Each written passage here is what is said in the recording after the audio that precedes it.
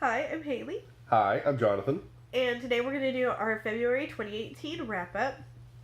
Decided to do it vlog style this time.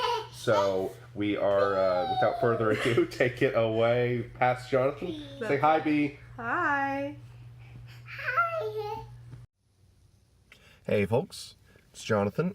So I'm doing my wrap-up videos for this month of what I've gotten read. Doing my video in the car during my lunch break, so excuse the different scenery.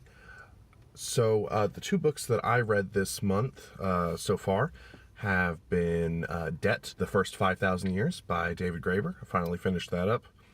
It took me a while. Nonfiction takes me a lot longer to read than fiction. I think that took me about 3 weeks. And it's not that long a book, though. I mean, it's fairly long. But I really enjoyed it. It was very thought-provoking, and I keep finding myself just noticing things or thinking about things in a different way since I read it, and just seeing how much debt influences our language and the way we think and communicate and just our entire culture. And it's been really, it's just really interesting to read. I did feel like it meandered a little bit at points, but I never minded because it never really felt slow or just dry or anything like that. I just sometimes had a little bit of a problem seeing what point he was getting at for brief periods of time. I also will say that I struggled a lot with the footnotes in it because I was reading an ebook copy of it, and the interface made that a little bit difficult. I don't know how it is in the paper copy of the book, but if they're just integrated into the body of the text, at the bottom of every page, then that really wouldn't be an issue at all. But I really liked it and definitely recommend it. After that was Tool of War by Paolo Bacigalupi. I think I pronounced his name right. I really enjoyed it. It snuck up on me. I did not realize that book was out yet. It's part of the Shipbreaker series. I love his writing, and this one, it was fast-paced. It was full of twists that I didn't see coming. I wish I had had the opportunity to go back and reread the first two books in the series, because there are a lot of callbacks to earlier events, which I find pretty enjoyable, but also feel like I kind of missed out on nuance and foreshadowing and so on that might have occurred if I had remembered the earlier books better.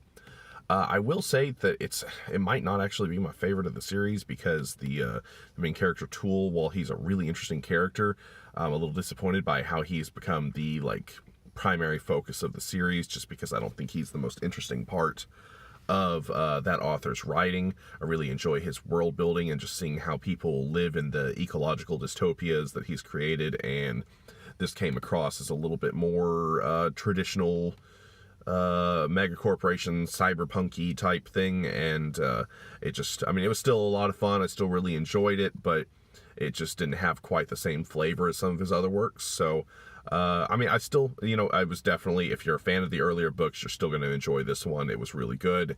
It was interesting to see some of the different parts of the world. It just wasn't the parts that interested me the most, but I definitely strongly recommend, so check it out.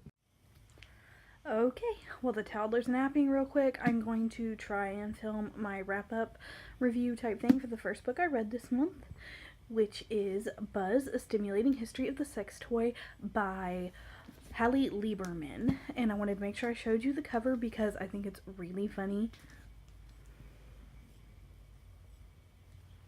You can't tell me you don't think that's funny. Okay. But it's a nonfiction book, and it's exactly what it's about, exactly what it sounds like it's about. And it's mostly set post 1800. It covers a lot of different parts of the modern pro-masturbation movement and the history of sex toy manufacture. It's very interesting.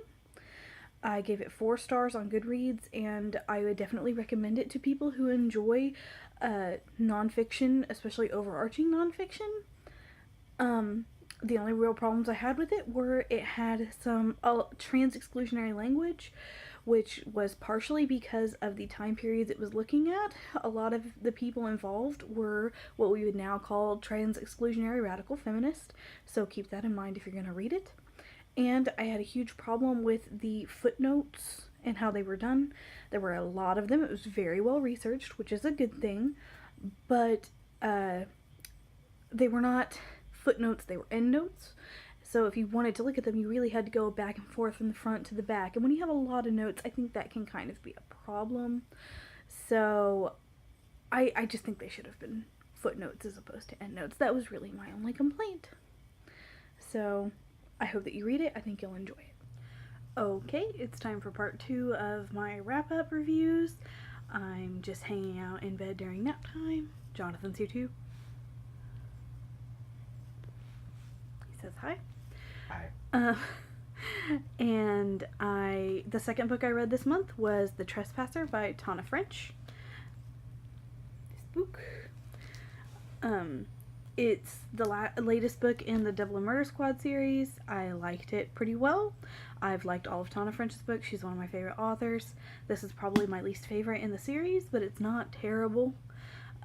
It's about a murder in which it is very unclear who the killer is, even though they have a very, very obvious suspect, and about the intricacies of a police squad whenever maybe people don't like you very much. I gave it 3 stars on Goodreads, which was kind of painful. I don't think I've ever given one of Tana French's books that low a rating, and I felt like disloyal giving her that rating, but it is what it is.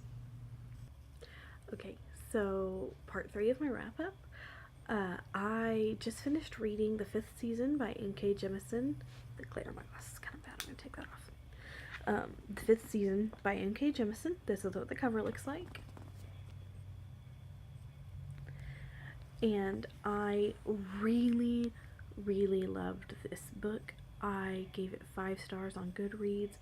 It is probably the best fantasy, I'll say fantasy, that I've read since Ancillary Justice by Anne Leckie, which is the first book in the Imperial Rat series, which was more of a space opera, but still.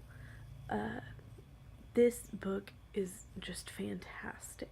I mean, tons of CWs for just about anything you could think of off the top of my head. Sexual assault, ableism, racism, abuse of power, natural disasters. It's a hard book to read. So heart-wrenching, especially given my current life circumstance. I don't know that I want to say that exactly because it is a huge spoiler, but check in the doodly-doo and I will leave a comment about that. It is so good and so beautifully written. I didn't think I would like it because of the second person perspective in parts of it, but that actually really added to the story in parts. I loved this book. I'm moving straight on to the Obelisk Gate. I've already got it from the library, and hopefully I will have the 3rd book in before I'm done with it because I really want to read the 3rd one right after. Like, I love these books. The characters are so great, and I am still, like, so absolutely flabbergasted about the world. She just doles it out in little pieces, and I still don't feel like I have a great understanding of what's going on in some places, but I want to know. I want to know so bad. Okay, but anyway, I loved this book. 5 stars. That's my wrap up. Okay, very quick last wrap up of the month because I'm very congested and I know it is not easy to understand me. The last book that I read this month was N.K. Jemison's The Obelisk Gate. That is the cover. I loved it. I gave it 5 stars, just like I did her first one, and I would love to read the next book in the series. I will in a couple of days, but I cannot get it from the library, so I may start another book in the meantime. The best thing about this book in comparison to the last one is that I'm getting more of an expanded look at the world, which I really appreciate. Okay, that's all I'm gonna say. Sending it back to future me, hopefully less congested me. Okay, well, I hope y'all thought that went well. Please like, comment, or subscribe. And links to all the books that we've read and to our Goodreads are down in the doodly-doo. So until next time, bye. Say bye, B. Bye.